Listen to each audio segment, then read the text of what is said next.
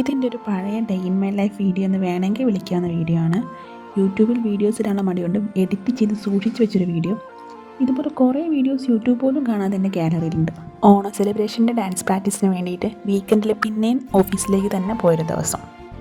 Practice അവിടെ തകൃതിയിൽ നടക്കുമ്പോൾ ഞാൻ എൻ്റെ വീഡിയോസ് എങ്ങനെ ഓരോ ആംഗിളിൽ നിന്ന് അടിപൊളിയായിട്ട് എടുക്കാമെന്ന് നോക്കിയായിരുന്നു.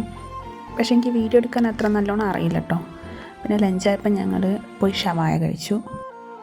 പിന്നെ ഞങ്ങൾ പോയി പ്രാക്ടീസ് ചെയ്തു.